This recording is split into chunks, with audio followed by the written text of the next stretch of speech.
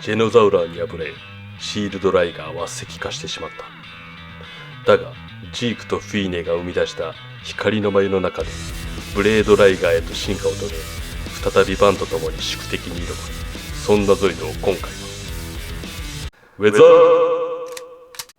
どうも、ダーティーです。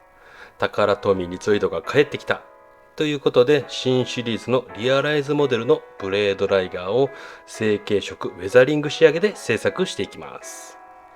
パッケージイラストがかっこよすぎて、今回はこれに近づけるぞということで参考にしています。で、制作するにあたってアニメも全て見返してからなので、かなり熱い気持ちを持って作ったので、少し工程数が多くなってますが、一緒に作っていきましょう。フェーズ1仮組み。ランナー数は12枚と少し多めですが、パーツ分割が大きめなので、パーツ数としては少なく、サクサク組めます。でも一つ一つ細かいモールドがしっかり入っていて、かなりハイディテールですよね。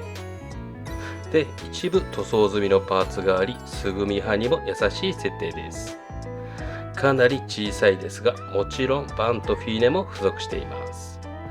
では、まずはニッパーでゲートを少し残してカット。その後、片刃ニッパーできれいに2度切りしていきます。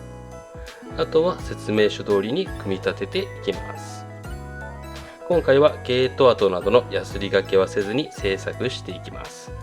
で、あっという間に完成です。最高のプロポーションと可動域で、素組みだけでも満足いく出来になっていますよね。僕は昔ムービングキットの方を作って以来なのですが、期待を裏切らないかっこよさで感激です。ブレードを展開してエフェクトパーツをつけるとかなり迫力のある大きさになっています。 HG のガンダムと比較するとこれぐらいのサイズですね。高さは12センチぐらいですが、体長は尻尾まで入れると約26センチですね。乗っけるとこんな感じで割とフィットしますね。まあ乗っける必要はないんですけどね。フェーズ2部分塗装。スーパーファインシルバー2を使って部分塗装していきます。まずは前足のシリンダー部分ですね。筆塗りしていきます。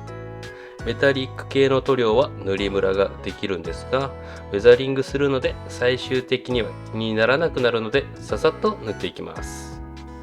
少しぐらいのはみ出しもお構いなしです。塗り終わりはこんな感じです。次は後ろ足です。この部分を4箇所塗っていきます。塗り終わりはこんな感じで、後ろのこの部分はデフォルメされているので、途中で塗るのをやめています。次はブレードのこの部分ですね。こんな感じで塗っています。次はスーパーゴールド2でシリンダーの受けの部分を塗っていきます。こんな感じでワンポイントですね。ブレードのパーツも同じように塗っていきます。ゴールドはこの2点ですね。後ろ足はシルバーのみになっています。次はレッドを使います。足のサスペンションの螺旋部分だけを塗っていきます。さすがにはみ出すと後処理が面倒なので慎重に塗っていきます。こちら塗り終わりです。いいアクセントカラーになりましたよね。次はブレードのこのゲート跡部分ですね。これをガンダムマーカーのイエローゴールドで目立ちにくくしておきます。ちょんとつけてこれで完了です。少しインクが出過ぎましたが、乾けば大丈夫です。筆塗りでこれらを塗装しました。前足は3色、後ろ足はシルバーとレッドのみ、ブレードはシルバーとゴールドです。次にブルーゴールドを使ってエアブラシで塗装していきます。爪のパーツや牙のパーツですね。一部コックピットと同じパーツになっているので黒色になっています。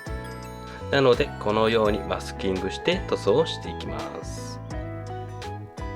で、塗装後ですね。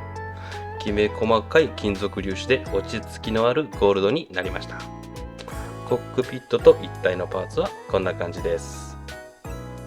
で、一番の問題のバンとフィーネなんですが、G キャップぐらいのサイズしかなく、ルーペで頑張って筆塗りしていきますが、動画を撮りながらは難しいので割愛させていただきます。で、こちら塗り終わりです。基本色から雰囲気で調色した割にはいい出来じゃないでしょうか。バンの顔のタトゥーをつけた自分に拍手です。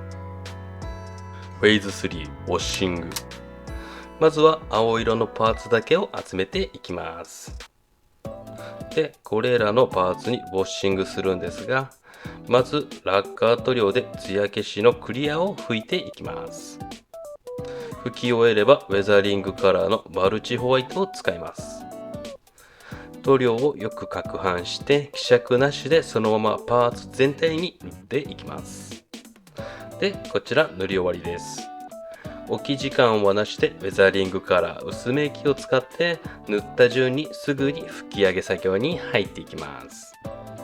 薄め液をつけたペーパーでトントンと叩くように拭き上げていきます。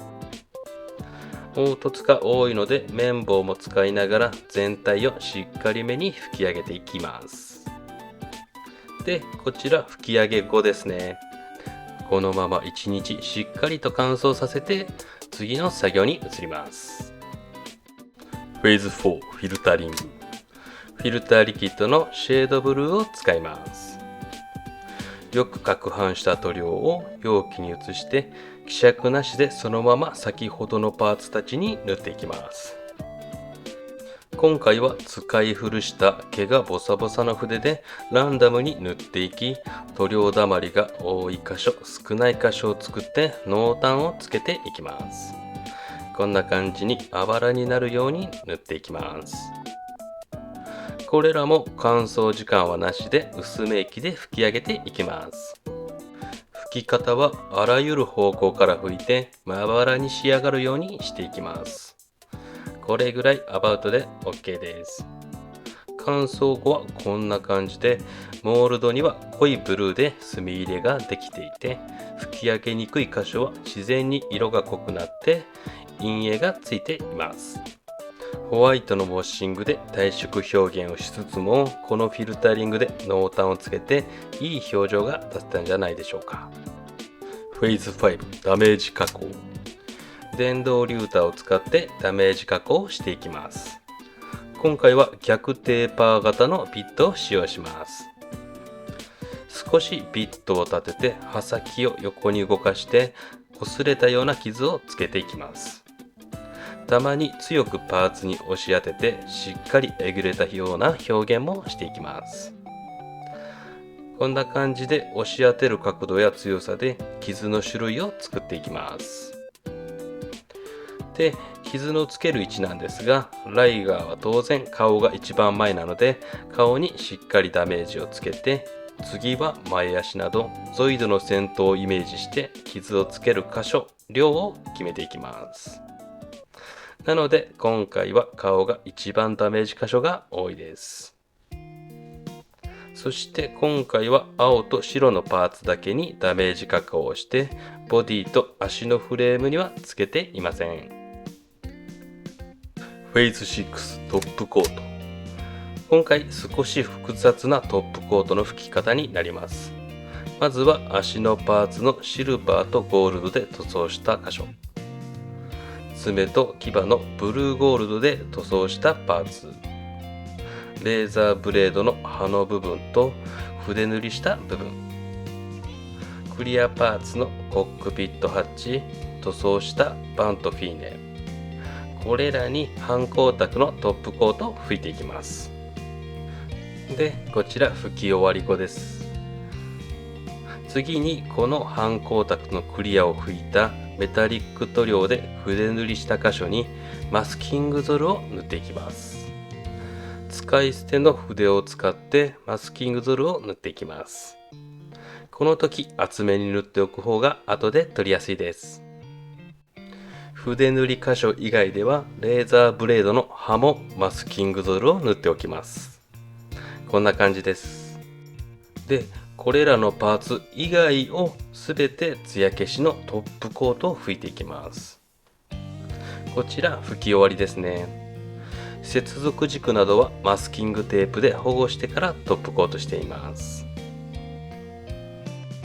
フェイズ7リセスシェード、下出るカラーのシェードナルンオイルを使います。よく塗料を振って水で薄めず、そのままダメージ加工した部分に塗っていきます。容量としては墨入れのような感じですね。今回できるだけパーツを分解せずにウェザリングをしたいので、水性塗料の下出るカラーを使ってパーツの破損を防いでいます。こちら乾燥後ですね。傷跡がはっきり見えるようになって、その周りにも自然な黒色がつきました。フェイズ8オールオーバーシェード、引き続きナルンオイルを使っていきます。今度はボディパーツ全体にナルンオイルを塗っていきます。下出るカラーのシェードの塗り方は先ほどのフェイズ7でやった部分的に塗ることをリセスシェードといい、この全体に塗るのをオールオーバーシェードというそうです。で、ボディパーツ以外では G キャップにも塗っておきます。そしてこちら塗り終わり5分後ぐらいですね。半乾きのタイミングでこの使い古した筆で塗面を荒らしていきます。全体的にベタついた感じになっているので、筆で叩くようにしてムラを作っていきます。早ければ15分ぐらいで乾燥してしまうので、その前にこの作業をしておきましょう。で、これが乾燥後です。アップで見るとこれもまたランダムに濃淡がついていて、一気に使用感が出てきます。次はアグラックスアースシェードを使います。で、こちらは少し僕のイメージより濃いので、塗料皿に移して水で薄めて使っていきます。こんな感じです。これを白色のパーツすべてに塗っていきます。全体にしっかりと塗っていきます。うっすらと汚れてくれて、なおかつ墨入れも兼ねています。パーツ分割はせずに塗っていき、他のところについても気にしなくても大丈夫です。こんな感じの仕上がりで、真っ白なままだとウェザリングが浮いてしまうので、この作業はベース作りになっています。次はブルーゴールドに塗装したパーツに同じくアグラックスアースシェードを先ほどより少し濃くして塗っていきます。ここは再び使い古した筆で塗りムラを作りながら塗装していきます。乾燥後はこんな感じで、こちらも汚しのベースとして作業をしました。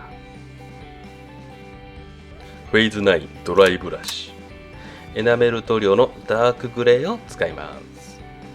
作業をするのはこれらの黒色のパーツ。作業前に G キャップだけ外しておきます。筆に瓶から直接塗料をつけて、ペーパーでほとんど色が出なくなるぐらいまで拭き上げたら、パーツ全体に筆をこすりつけてエッジ部分に塗料をのせていきます。黒より1段階明るい色なので、パッと見た感じ分かりにくいですが、ディテールが強調されます。サスペンションの赤色に塗装した部分だけは避けて作業していきます。こちら比較ですね。左が作業終了後になります。アップで見るとこんな感じにしっかりとディテールが強調されているのがわかると思います。さらに全体的にも成型色より少し明るくなっています。フェイズ10ドライブラシ。まずはバラバラのパーツを組み上げていきます。ただコックピットハッチは後でつけるのでまだ置いておきます。これぐらいまで組み上げてから作業に入りますが、先ほどのコックピットハッチとバンとフィーではここでは何もしません。では下出るカラードライのレクロンコンパウンドを使ってドライブラシしていきます。中はこんな感じで粘土のような状態です。こちらもまた使い古した筆を使って塗料をそのままつけて、ペーパーでほとんど塗料がつかなくなるぐらいまで拭き上げて、パーツのエッジ部分にこすりつけていきます。毛があちこちに向いているので、不規則にシルバーが乗ってリアルなチッピング表現が簡単にできます。足のパーツの黒い部分は特にシルバーが入るので多めにのせていきます。ダークグレーでドライブラシをしてからのシルバーなのでグラデーションがかかって馴染んだ仕上がりになります。作業後はこんな感じです。白とブルーゴールドのパーツ以外にドライブラシしていきます。で、この作業もダメージ加工と同じ考え方で、顔が一番前にあるのでしっかりと顔、前足、後ろ足と順番にチッピングの量を調整していきます。鼻先にはこれぐらいしっかりシルバーをのせています。ボディ部分は雑でいいのでザザッと全体的にドライブラシをして金属感を出しておきました。今回このシルバーでのドライブラシで金属感を演出したかったので、部分塗装でのメタリック色は控えめにしています。ではコックピットハッチをつけて次の作業に行きましょう。フェーズ11ウェザリングマスター。ここでようやくマスキングゾルをすべて外していきます。ではウェザリングマスターの A と D を使って汚していきます。まずはマッドからエッジ部分を中心に全体の6割ぐらいをマットで全パーツ汚していきます。コックピットハッチにもしっかりとこすりつけて汚していきます。次に A セットのサンドを使って作業をしていきます。先ほどより少なめの全体の4割ぐらいをイメージしてサンドをつけていきます。ここからはハケの方も使って先ほどのマットとなじませるような感じではたきながら作業をしていきます。そして次はライトサンドです。こちらはさらに少なめの全体の2割ぐらいの間隔で塗って汚していきます。先ほどと同じように塗ってハケでなじませてを繰り返していきます。そして最後に D セットのオイルを使って爆風を浴びてのすす汚れを表現していきます。全体的には1割ぐらいにしてウェザリングがマンネリ化しないようにアクセントとしてつけていきます。ではこの一連の作業を全パーツに施していきます。もちろんマスキングゾルを剥がした箇所やブルーゴールドで塗装した箇所も同じように汚していきます。比較するとこんな感じですね。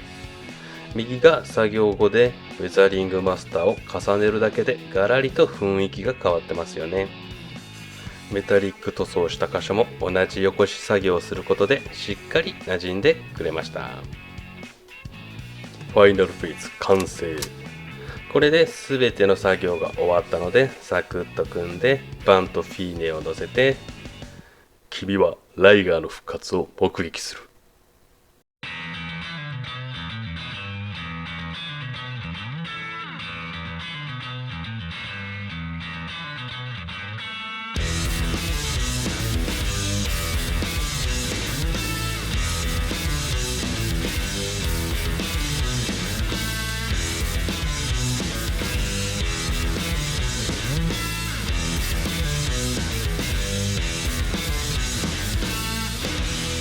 では比較です。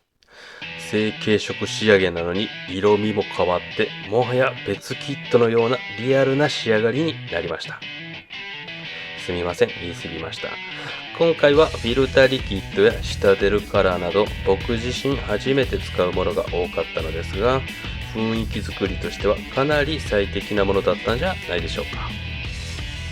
全体的にグラデーションをかけるようなウェザリングを心がけて、キットのシルエットを立ち上げるように意識しました。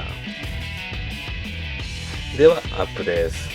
今回はパーツの色ごとにウェザリングのベースとして違う作業をしました。ブルーのパーツにはホワイトのウォッシングで体色表現をしてから、フィルタリングで装甲に表情をつけて、ボディパーツにはシタデルカラーのナルンオイルで墨入れと軽い汚し、白色とゴールドのパーツはアグラックスアースシェイドで色味を変えて、黒いパーツにはダークグレイでドライブラシしました。そして最後にウェザリングマスターで同じ汚し作業をすることによってまとまりのある仕上がりになりました。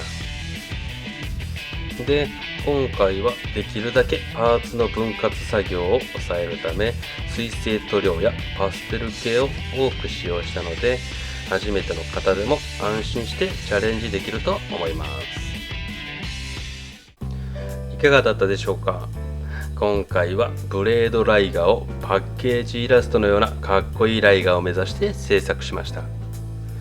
25年ぶりのゾイド制作で熱が入りすぎて作業が複雑化してしまいましたが、その分大満足な出来になりました。今後もこのシリーズから目が離せないですね。で、この動画が良かったと思ったら高評価、チャンネル登録をよろしくお願いいたします。何か一つでもためになれば幸いです。最後までご視聴ありがとうございました。ではまた。